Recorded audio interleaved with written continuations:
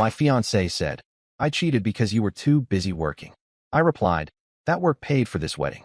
Then I transferred the funds to a new account and sent the receipt to the caterer. When she showed up hungry to a canceled reception, I used to think long hours were a temporary price for a better life. You know, grind now, rest later. But apparently, later had an expiration date that my fiancé decided to set without warning. My name's Ben Harper, 35, a construction project manager in Portland. I've worked my way up from sweeping sawdust on job sites to overseeing multi-million-dollar builds. The kind of guy who doesn't take vacations, but makes sure everyone else gets paid on time. My fiancée, Lydia Park, worked in marketing for a startup that thought beanbags and kombucha on tap counted as culture. We'd been engaged for 9 months. Our wedding was supposed to be at this lakeside lodge outside the city, glass walls, pine beams, fairy lights along the water. Lydia picked it out, of course. She wanted something elegant but cozy, which is code for expensive as hell. I said yes because that's what you do when you love someone. You find a way to make it work. For months, I took every extra shift I could. I stayed up doing overtime paperwork at my desk, sometimes coming home at midnight. Lydia didn't like that. At first, she said she missed me. Then she started saying I wasn't there for her. That word, there, started coming up in every argument. You're not here emotionally, she'd say. And I'd think, I'm trying to build something for us. I didn't see it coming when it finally snapped. It was a Thursday night, 2 weeks before the wedding. I came home late, later than usual, because the client wanted a last-minute inspection before signing off on the building permit. I walked into the apartment with takeout in hand, her favorite Thai place. Lydia was sitting on the couch, lights low, no TV, no music, just silence. She didn't even look at me when I set the food down. Her voice was flat, rehearsed. We need to talk. The words made my chest tighten.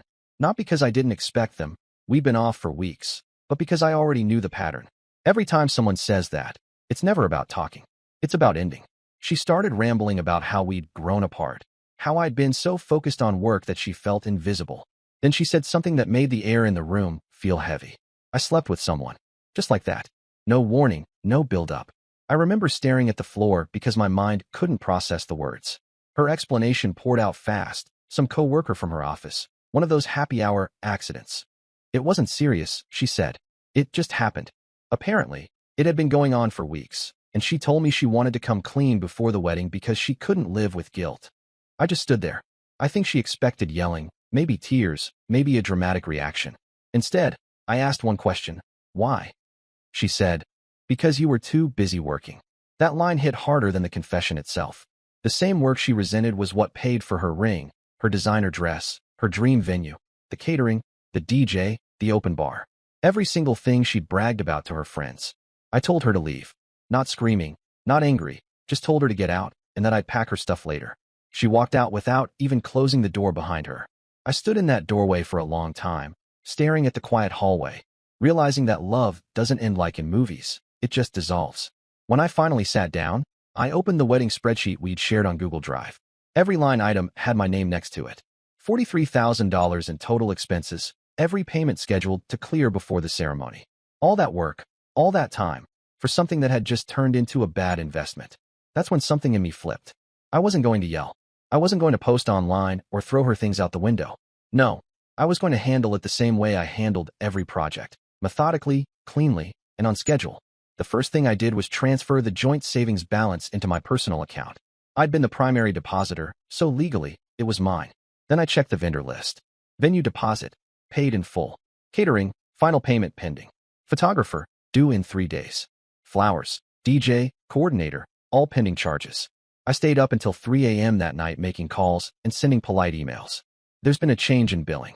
Please redirect all future transactions to my business account for reconciliation. Nobody questioned it. I even added my company's letterhead to the messages. It looked official enough. The next morning, Lydia texted me like nothing happened. We should talk about how to handle the wedding, she wrote. It's complicated, but we can figure something out. I didn't answer. Over the next few days, she kept messaging. Not apologies, just logistics. Guest lists, catering preferences, honeymoon bookings. She said she wanted to postpone until we'd had time to heal. But then she posted a selfie with her bridesmaids captioned, "Final fitting day? Can't wait for forever." It was surreal. She had no idea I was undoing everything beneath the surface. By Saturday, I'd already spoken with the bank. The account that handled all vendor payments was closed. Every refund request was set to go to my new account under project reallocation. Mark, my best friend since high school, helped me double-check everything. He worked in finance and told me it was the cleanest break he'd ever seen. He didn't even ask for details at first, just helped. But when I finally told him what Lydia had done, he shook his head and said, "She doesn't get to walk down that aisle like nothing happened." I agreed. The next week, I stopped wearing my ring. Lydia noticed during a brief meetup when she came by to pick up a box of things. She didn't mention the cheating. She didn't mention the confession. Instead, she asked if I'd finalized the catering balance. I told her I'd handled it. That was true, just not how she thought. She smiled, relieved, and said, "Good, because I want everything to be perfect." I watched her walk away with that fake sense of control and realized she was still living in her version of the story, the one where I'd always clean up her mess. But not this time. That night, I logged in to check the account balance one more time. Everything was done. Refunds scheduled. Transfers cleared. Vendors notified. I stared at the confirmation page for a long while. The cursor blinked next to the transaction label. I typed, "Wedding liquidation." It felt cold, but also final. The next day, Lydia texted again, pretending we were still moving forward. She asked if I'd remembered to pick up her dad's cufflinks from the jeweler. I didn't respond. Then she asked if I'd be at the rehearsal dinner. I replied, yes, because I would be there, just not for what she thought. The night before the wedding, I drove to the venue. The lights inside the lodge were warm and flickering, the lake reflecting the setup crew moving tables. It was supposed to be the most important night of our lives. Instead, I sat in the parking lot, watching through the windshield, thinking about how strange it was that the line between love and revenge can be as thin as a wedding ribbon. When I finally started the car, I took one last look at the glowing windows, the fairy lights she'd spent weeks picking out. Then I drove off, leaving it all behind, knowing the next time she stood there, surrounded by guests and cameras, she'd realize everything she built on my back was gone. The morning after that parking lot visit, I woke up with a strange kind of calm. Not peace exactly, more like the stillness before demolition. I wasn't angry anymore, just focused. Every choice had a purpose now, every call a calculated move. Lydia still thought the wedding was happening. She posted an Instagram story that morning showing a box of custom napkins with our initials. "Can't believe it's almost here," she wrote. Dozens of hearts and comments flooded in. It was surreal seeing her play pretend so confidently, as if she hadn't detonated our engagement 2 weeks before the ceremony. I spent the day making what I called closure calls. First, the venue. The manager, a calm woman named Gwen, remembered me immediately. I told her we had an unexpected issue and that the event might be postponed. She said the refund deadline had technically passed, but because I'd been so polite and organized through the process, she'd make an exception if I signed a cancellation agreement that day.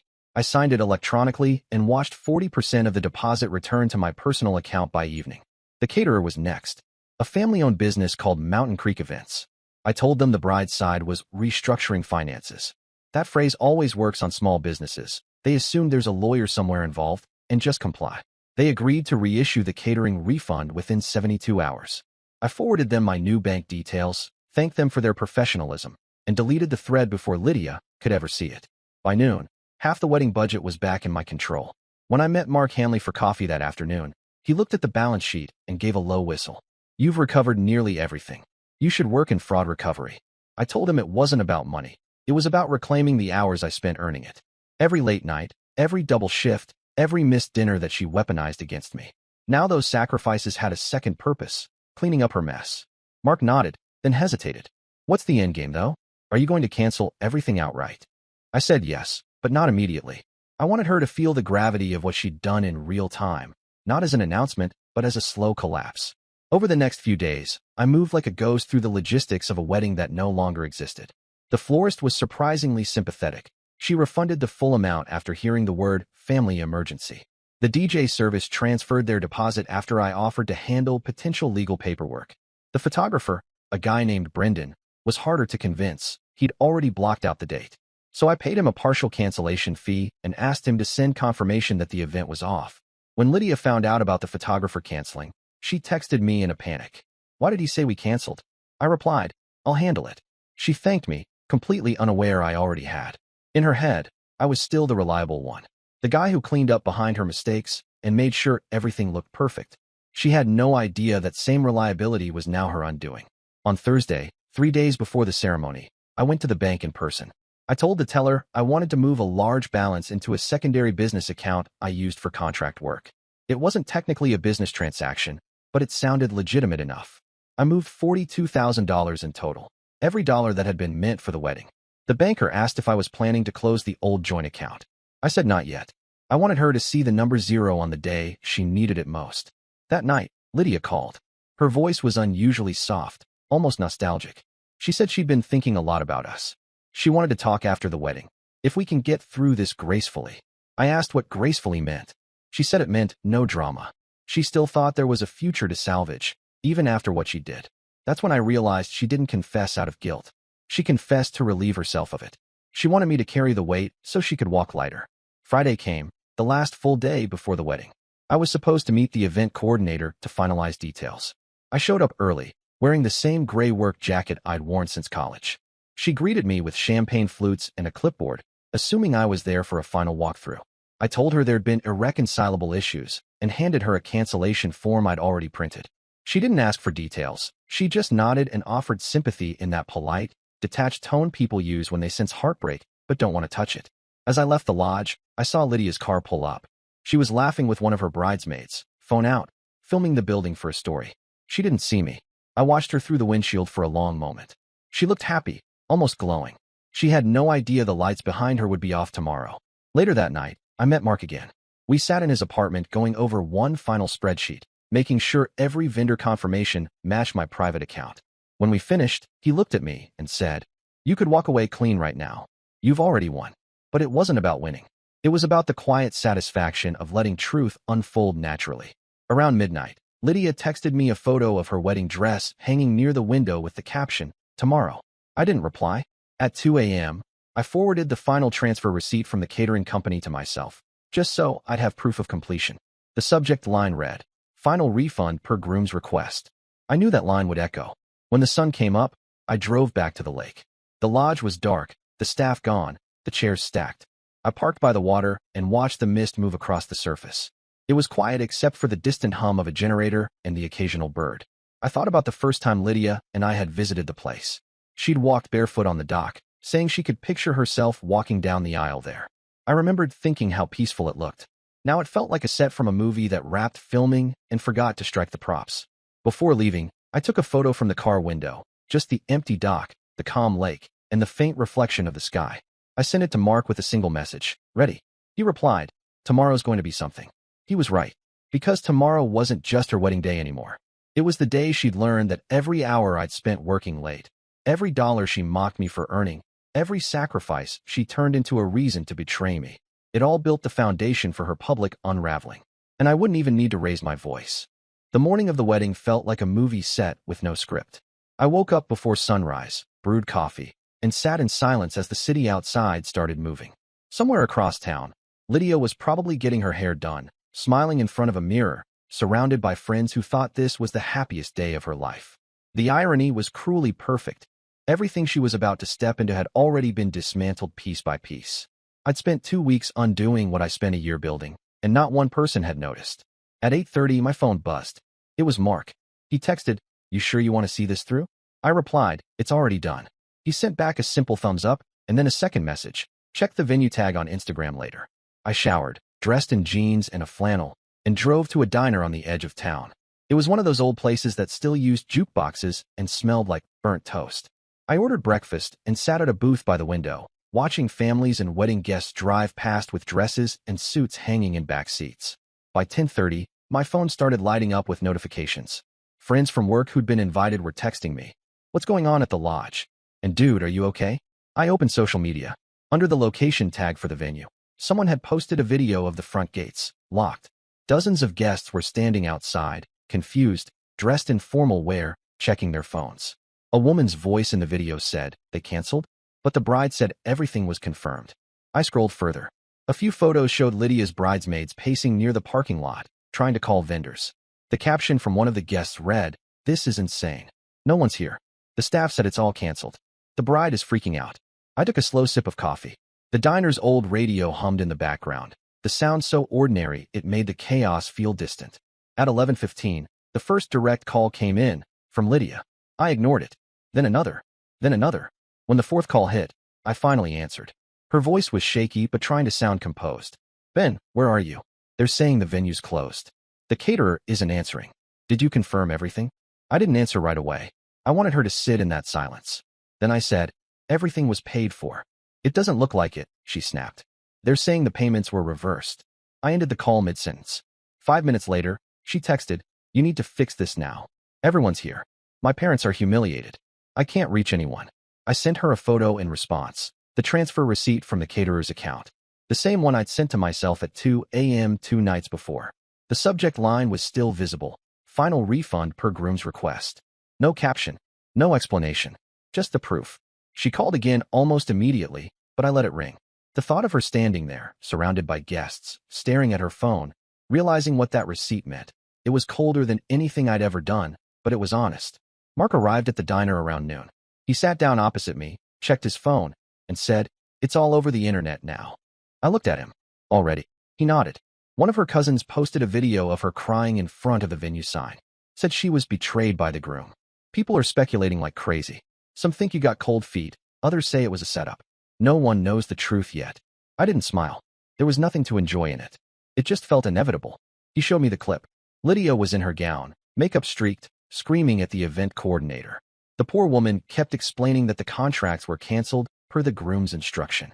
Someone in the background yelled, the food truck's gone too. Her father tried to pull her aside, but she pushed him off. Cameras caught everything.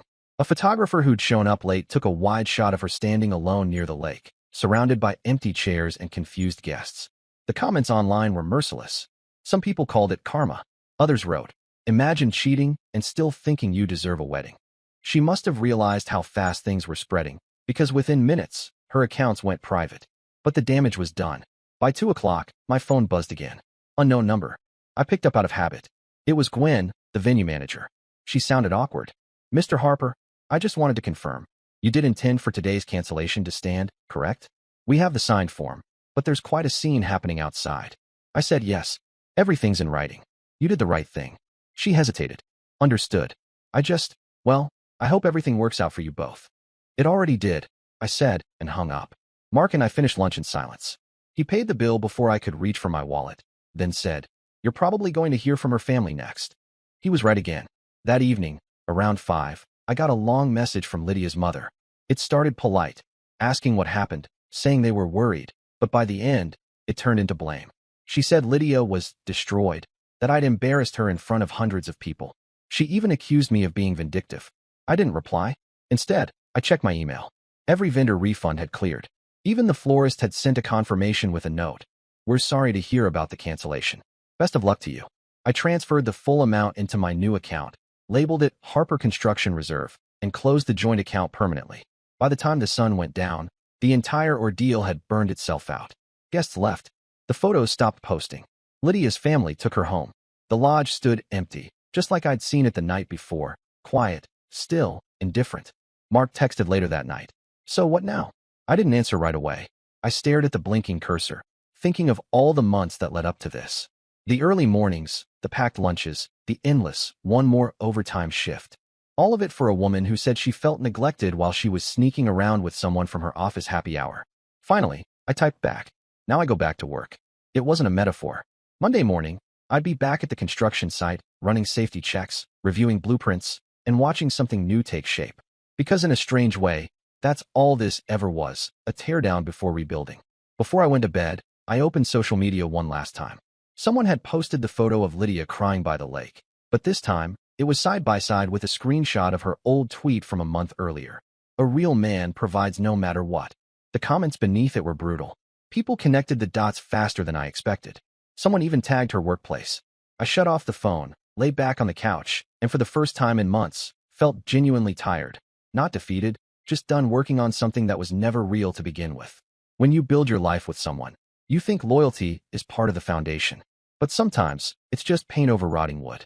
And that morning at the diner, watching the chaos unravel from a safe distance, I realized something simple and true. She'd cheated because I was too busy working. But that work had done something she never could. It built the exit. By Sunday morning, the storm had already started to settle. Lydia's social media had gone completely dark, but the screenshots lived on everywhere else. Portland's gossip circles loved a scandal, especially one that looked cinematic. An abandoned bride by the lake, mascara running, empty tables reflected in the water. I didn't post a thing. I didn't defend myself, didn't confirm the story, didn't add a single word online. I didn't have to. The truth had already written itself. The following week felt surreal. I went back to the job site, hard hat on, boots sinking into wet gravel, surrounded by the familiar noise of drills and machinery. It was grounding. After all that chaos, the rhythm of construction felt honest. When you lay concrete, it either sets or it doesn't. People, on the other hand, pretend until they collapse. That Monday, Mark Hanley stopped by during lunch break. He leaned against my truck, handed me a coffee, and said, "She's trending again." I gave him a look. He shrugged. Her company placed her on leave. Someone leaked the texts between her and that coworker. Turns out, his fiancée posted them on her own account, tagging Lydia by name. So that was it. The entire facade crumbled in less than 72 hours. Lydia had spent years curating an image of being sophisticated and grounded, but one screenshot of her messages, asterisk, "He doesn't make time for me, but his money will," asterisk, was enough to sink her completely. She was fired by Wednesday. Her firm called it unprofessional conduct. Her affair partner, from what I heard, was transferred to another branch in California. The fiancé he'd betrayed dumped him publicly, ending her post with, "They deserve each other, but even that's too kind." I didn't feel joy hearing it. Not really. What I felt was something quieter, vindication mixed with fatigue. Like watching the last domino fall after a year of pretending everything was stable. By the end of that week, the refunds from every vendor were finalized.